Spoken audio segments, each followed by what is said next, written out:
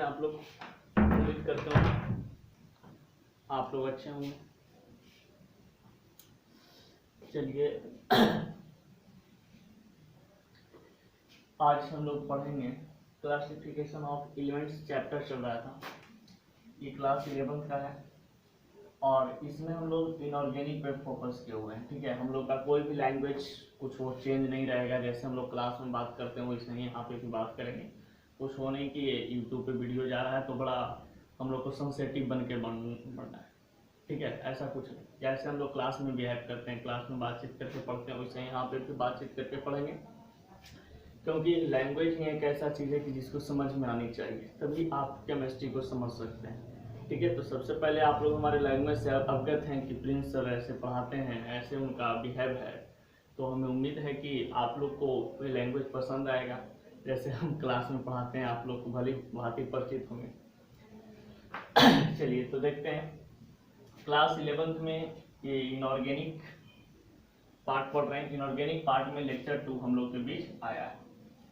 अब ये लेक्चर 2 में आज हम लोग डील करेंगे क्लासिफिकेशन ऑफ एलिमेंट्स चैप्टर को, और इस चैप्टर में 4 रूल हम पहले डिफाइन कर चुके थे और एक्सप्लेन कर चुके थे, जिसमें हमारे पास 5वां रूल आया है, रूल ऑफ मेंडलीव। तो रूल ऑफ मेंडलीव में यहाँ पे बताया गया है आपके पास कि मेंडलीव का नियम, तो एलिमेंट को क्लासिफाइड करने के लिए मेंडलीव साहब ने एक ऐसा आवर्त सारणी का निर्माण किया था जिससे पहले कोई वैज्ञानिक ने कभी सोचा नहीं था। बहुत सारे वैज्ञानिक तो अपना अपना नियम बता रहे थे, लेकिन वो नियम बहुत ही गलत साबित हुआ और कुछ सटीक आंसर बैठ नहीं रहा था। इस कारण से उसको गलत साबित कर दिया जाता है, लेकिन ये इसको भी गलत साबित नहीं किया जा सकता। कह सकते हैं ये एक ऐसा थ्योरी था जो कि नींव था मॉडर्न पीरियोडिक टेबल बनाने का।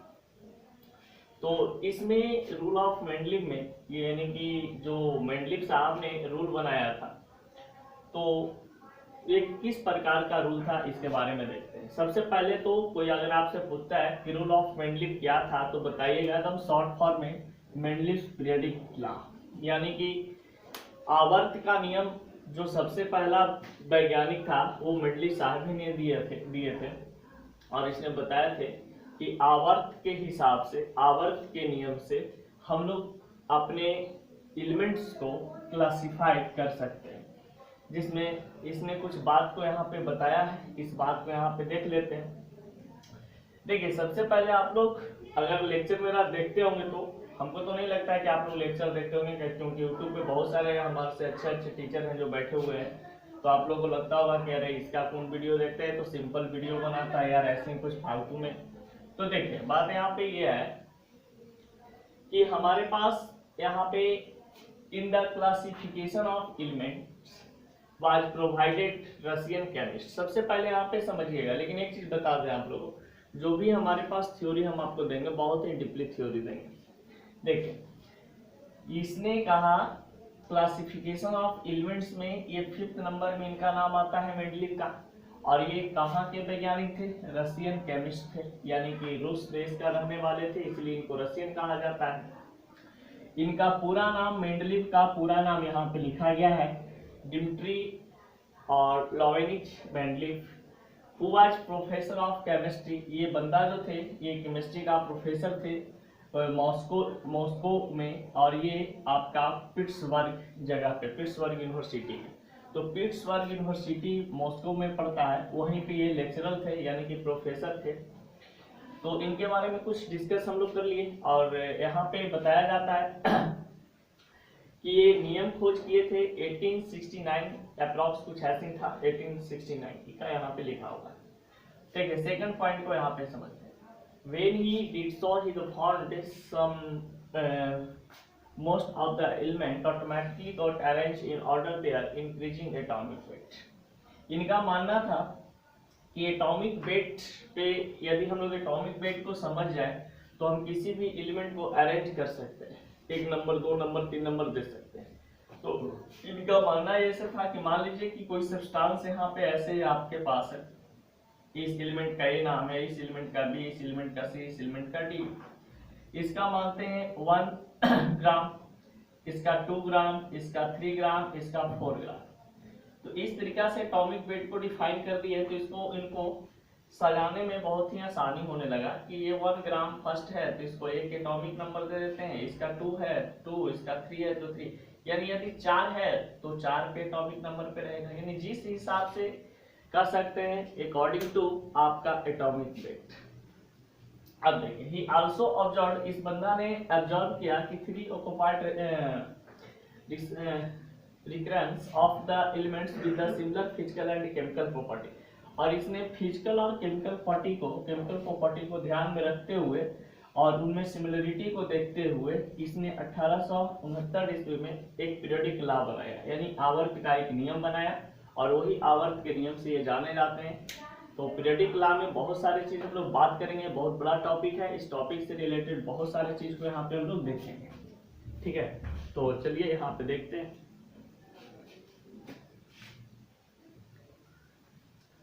देखिए, मेंडली पीरियोडिक टेबल से रिलेटेड यदि हम बातचीत करते हैं तो मेंडली पीरियोडिक टेबल में बहुत सारी चीज यहाँ पे आपको बताया जाता है। वो तो कुछ 2 पॉइंट था जो हम आपको जनरली बताए थे।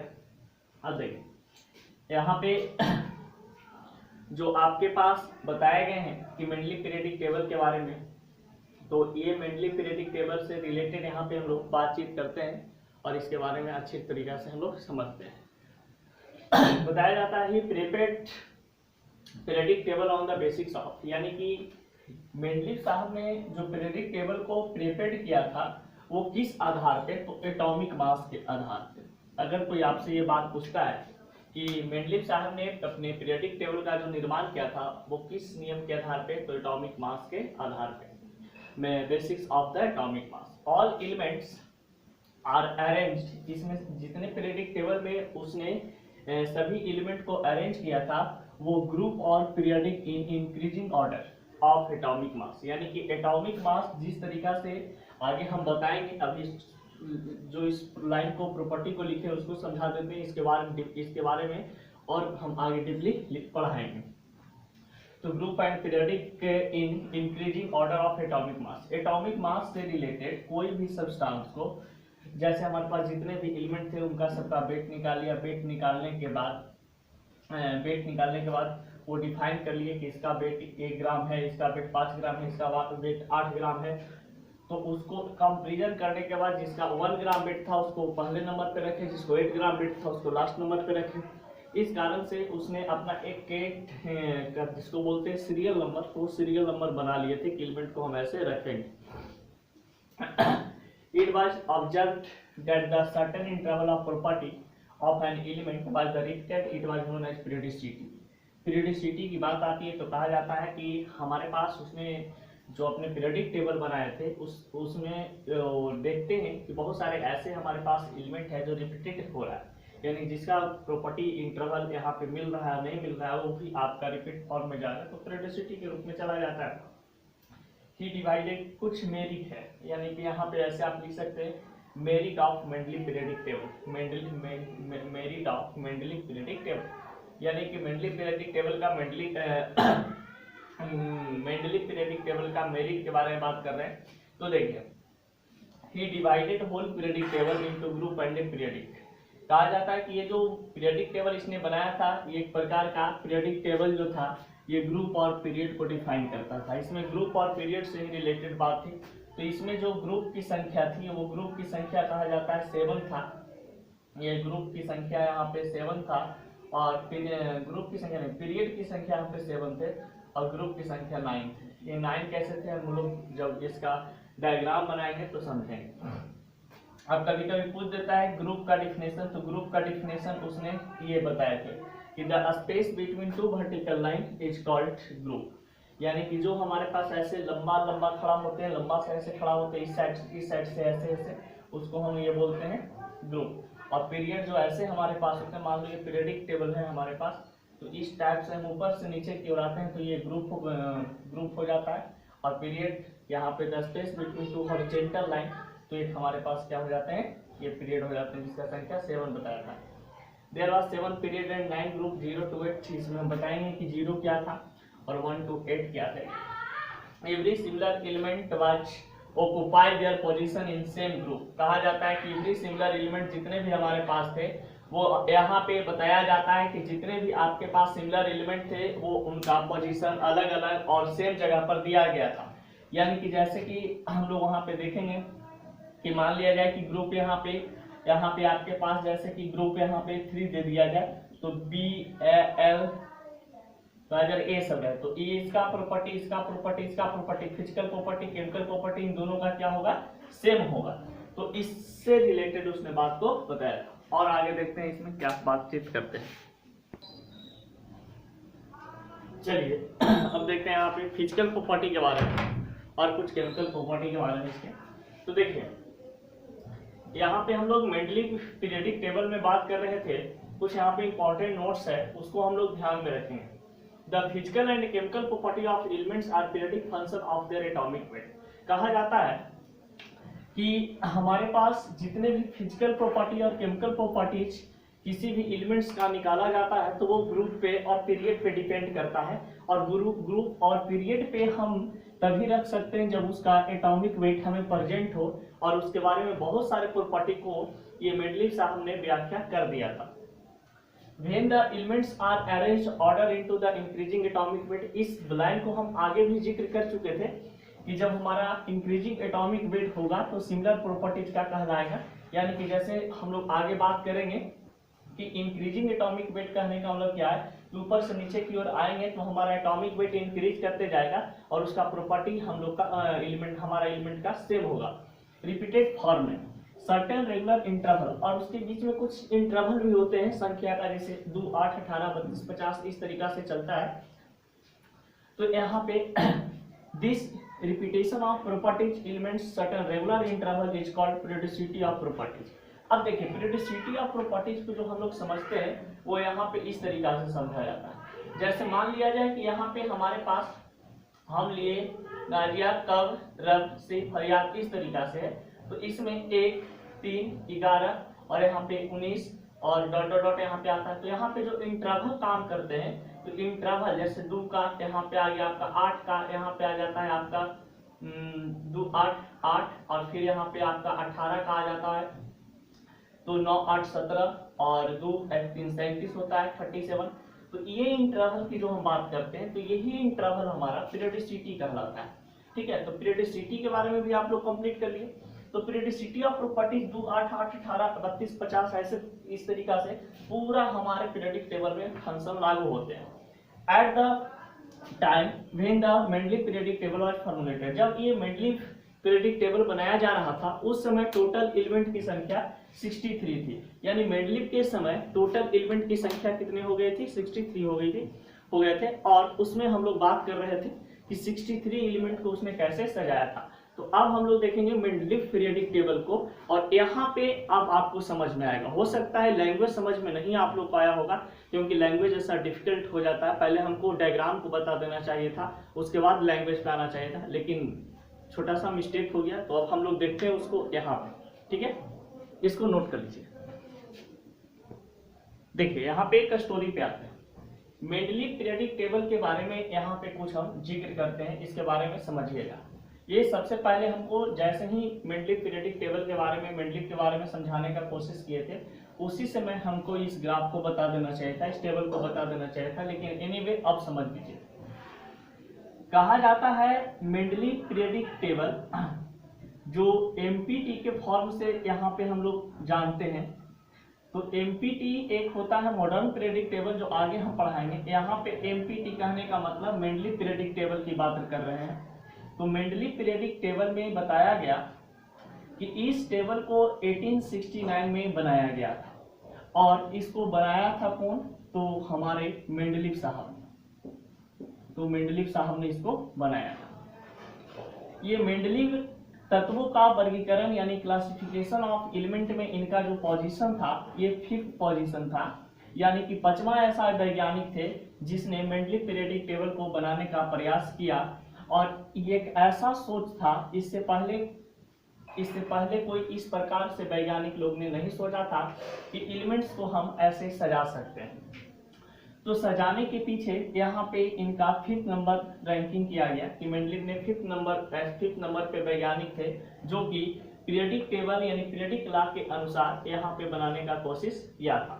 अब इसमें कहा जाता है कि इस टेबल का जब फॉर्मेशन किए तो इनके पास ये था बात कि इसमें हम एलिमेंट को कैसे रखेंगे, एलिमेंट को हम कैसे पीरियडिक टेबल के अंदर में रखेंगे। तो सबसे पहले जितने भी एलिमेंट्स, उस समय एलिमेंट की संख्या टोटल 63, तो सभी एलिमेंट का वेट निकाला, एटॉमिक वेट, और एटॉमिक वेट से ये पता कर लिए कि हाइड्रोजन का एटॉमिक वेट 1 है और हीलियम का एटॉमिक वेट यहाँ पे आपका 4 है।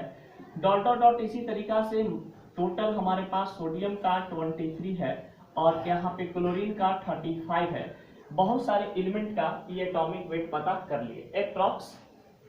अब इनको जब एटॉमिक वेट पता कर लिए, जब एटॉमिक वेट ये पता कर लिए तो इनको अरेंज करने में बहुत ही आसानी फील होने लगा कि जिसका एटॉमिक वेट आगे है उसको रैंकिंग में 1 देंगे और जिसका एटॉमिक वेट कम है उसको रैंकिंग में हम एटॉमिक वेट रैंकिंग में सबसे ज्यादा जो उसी को रखेंगे सबसे पहले, जिसका एटॉमिक वेट कम होगा, ज्यादा में जिसका एटॉमिक वेट ज्यादा होगा उसको सबसे लास्ट में रखेंगे। यानी कि जैसे हम लोग मान सकते हैं कि यहाँ पे मान लेते हैं कि एक ऐसे हम इस छोटा मार्कर को टिप को लिए तो इसका 1 ग्राम वेट है, इसका वजन हमारे पास 5 ग्राम है, तो इससे इसका वजन ज्यादा है तो पहले इसको रखेंगे, उसके बाद इसको, इसके बाद फिर और इसको, तो इसी तरीका से बढ़ाते चले जाएंगे और रैंकिंग भी देते चले जाएंगे।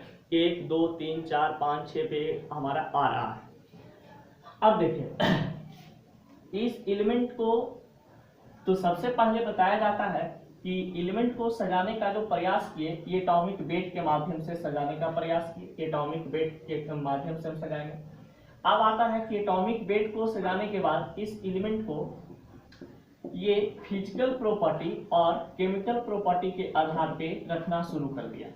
तो फिजिकल प्रॉपर्टी और केमिकल प्रॉपर्टी के आधार पर रखना शुरू कर दिया, जिसमें एक ग्राफ बनाए, एक ऐसे टेबल बनाया जिसमें बताए कि हमारे पास ये ग्रुप की संख्या है जो ऊपर में लिखा गया है, ये ग्रुप की संख्या है 1 to 8 और एक हमारा ग्रुप होगा जीरो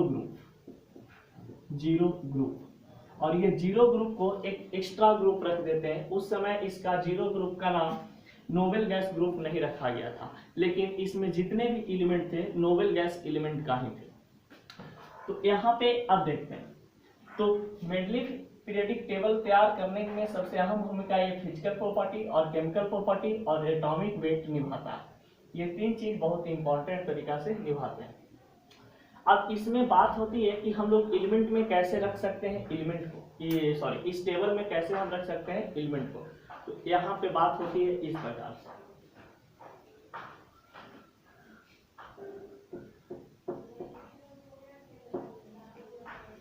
देख सबसे पहले इसने जीरो ग्रुप जो ये नाम रखा, इसमें helium, neon, organ, krypton, genome, dot dot dot ये सब ऐसे एलिमेंट को रख दिया।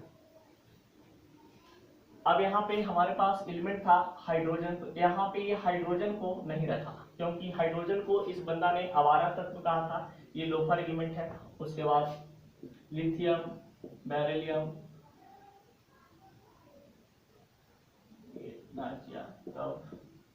रब से फरिया, फिर यहाँ पे आता है डेटा, मांगे, कार, स्कूटर, बाप, राजी। फिर ये तीसरा नंबर में आते हैं बैंगन, आलू, गाजर, इन, थैला। फिर इसी प्रकार से काशी, गए, शंकर, पाल, न्यूजीलैंड, पाकिस्तान, ऑस्ट्रेलिया सब भी था।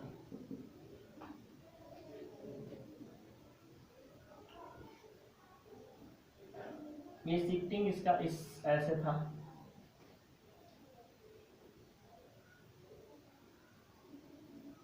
फिर यहाँ पे इसी तरीका से एलिमेंट को रखना शुरू कर दिया, तो यहाँ पे ये देखते हैं कि इसका 3, इसका 11, इसका 19, इसका आपके पास आ जाते हैं 37, फिर और इसी तरीका से बढ़ते चले आते हैं। तो बहुत सारे इस प्रकार से एग्जाम्पल को हम लोग दे सकते हैं।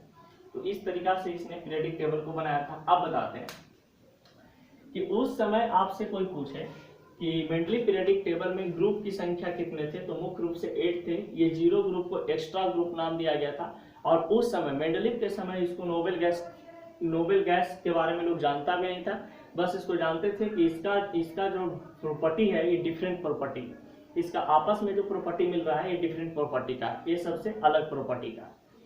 अब देखिए इसके बारे में इसको पता था कि सभी का वैलेंसी जो है 0 होता है, इलेक्ट्रोनेगेटिविटी भी 0 होते हैं, और ये बहुत सारे प्रॉपर्टी इसका निकल के आया था जो ये हेनरी मोसले साहब ने बताया थे, मेंडलीव ने नहीं बताया था।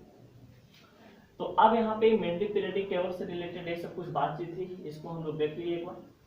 तो अब आते हैं मेंडली पीरियोडिक टेबल में कुछ डिमेरिट भी निकल के आया था। तो डिमेरिट क्या था, किसने हाइड्रोजन के बारे में नहीं बताया था कि हाइड्रोजन का स्थान हम मेंडली पीरियोडिक टेबल में नहीं देंगे, क्योंकि हाइड्रोजन एक ऐसा एलिमेंट है जिसको लोफर एलिमेंट कहा जाता है, आवारा तत्व कहा जाता है, और आवारा तत्व को इसने रखने का विचार अपने पीरियोडिक टेबल में नहीं किया, क्योंकि वो बंदा किसी से रिएक्ट करके, किसी के साथ रिएक्शन करके अपना न्यू कंपाउंड का फॉर्मेशन कर लेता था, इसलिए उनको आवारा तत्व, हाइड्रोजन को आवारा तत्व कहने वाला बंदा ये मेंडलीव ही था। और मेंडलीव उस समय बहुत ही अच्छा वैज्ञानिक माने जाते थे, क्योंकि उनका कंसेप्ट बहुत ही अच्छा माना जाता था। अब देखिए ये मेंडली पीरियोडिक टेबल में आपके पास पूछता है कि नंबर ऑफ पीरियड कितने थे, तो ये हमारे पास नंबर ऑफ पीरियड था। नंबर ऑफ पीरियड यहाँ पे आपका 7 थे, नंबर ऑफ ग्रुप आपका 8 था, ठीक है। तो ये नंबर ऑफ पीरियोडिक टेबल से रिलेटेड हम लोग बात कर लिए कि मेंडली पीरियोडिक टेबल में यहाँ पे हम लोग इस प्रकार से जिक्र कर लिए। अब देखते हैं यहाँ पे कुछ और बातचीत को कि मेंडलीव का डिमेरिट क्या था। तो डिमेरिट ऑफ मेंडलीव, अब हम लोग देखेंगे demerit of Mendeleev periodic table. देखिए यहाँ पे बात होती है demerit of Mendeleev periodic table का, कि ये जो पीरियोडिक टेबल बनाया थे इसका डिमेरिट भी कुछ रहा था। तो मेंडली पीरियोडिक टेबल का यही डिमेरिट होने के कारण ये मेंडली पीरियोडिक टेबल को अलाउ नहीं किया गया, कि इसमें बहुत सारे कुछ डिमेरिट हैं जिनको फॉलो नहीं करता है ये केमिस्ट्री संशोधन, इसको पास करे।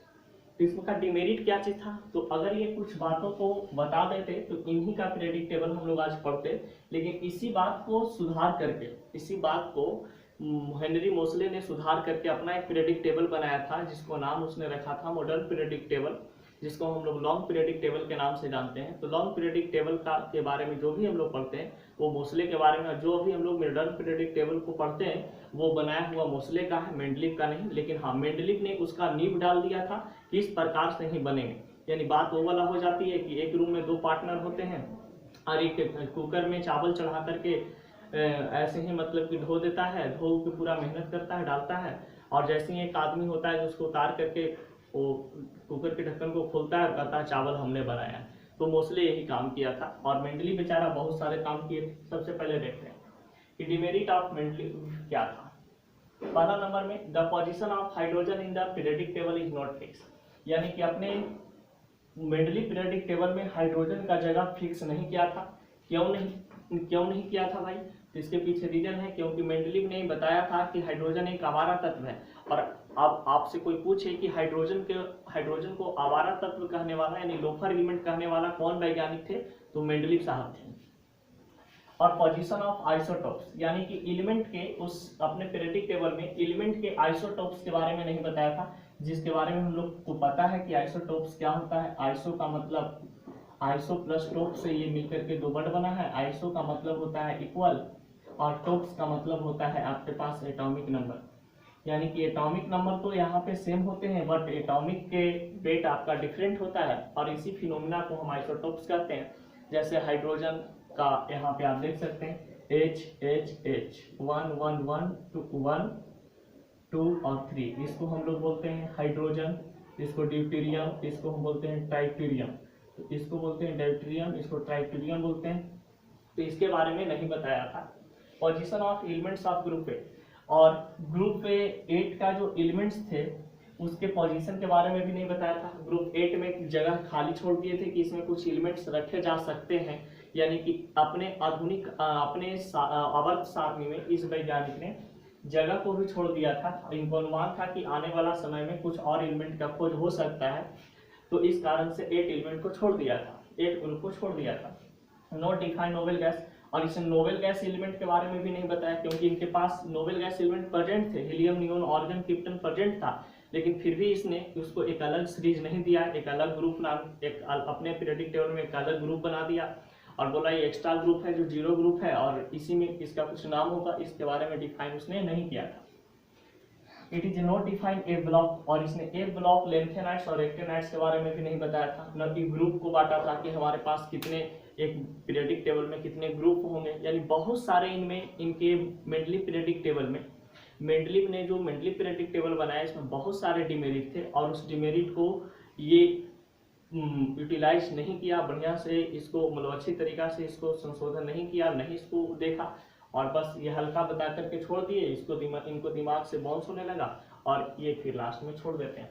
तो मेंडलीव पीरियोडिक टेबल का ये कुछ डिमेरिट था, इसी डिमेरिट को सुधारा था कौन? मोसले साहब ने।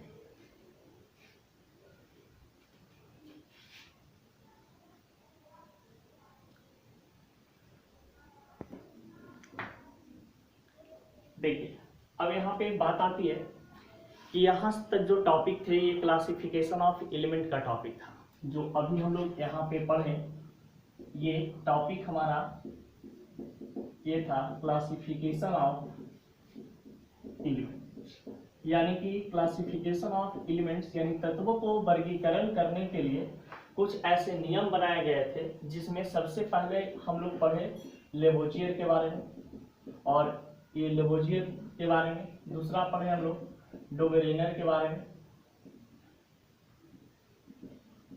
डोबेरेनियर के बारे में, और तीसरा पढ़े हम लोग न्यूलैंड्स के बारे में, और ये न्यूलैंड्स के बारे में, चौथा हम लोग पढ़े लोथर मेयर के बारे में,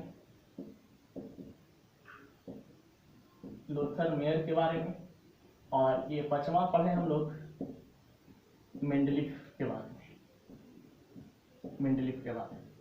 तो आपको यहाँ पे पता चल गया होगा कि हमारे पास क्लासिफिकेशन ऑफ एलिमेंट में यहाँ पे एक बंदा और था जिसका नाम है मोसले, और यही मोसले का हम लोग पीरियोडिक टेबल जो पढ़ते हैं ये इम्पोर्टेंट है, यानी कि ये सब प्रयास करते रहा, प्रयास करने के बाद इससे कुछ सीख लेते हुए ये मोसले साहब ने ये आपका एक एमपीटी का खोज कर दिया, मॉडर्न पीरियोडिक टेबल का, और इन्हीं का मोसले का जो पीरियोडिक टेबल है उसी को हम लोग बोलते हैं मॉडर्न पीरियोडिक टेबल या मोसले पीरियोडिक टेबल के नाम से भी इसको जाना जाता है।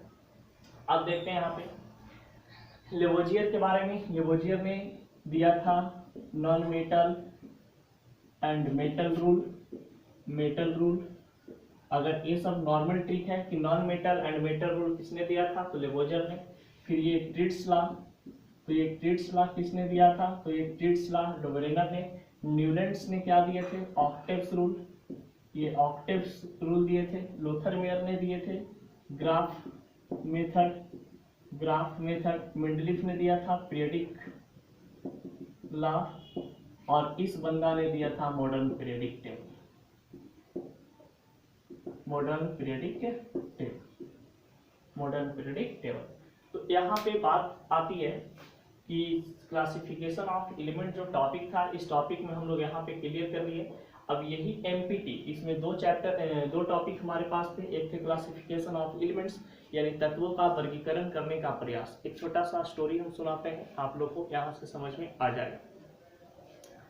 एक राजा थे और राजा के पास मैक्सिमम 48 से 73 एलिमेंट थे, 48 से 73 एलिमेंट थे, जिसको इस एलिमेंट को हम लोग जिक्र करते हैं क्या चीज में?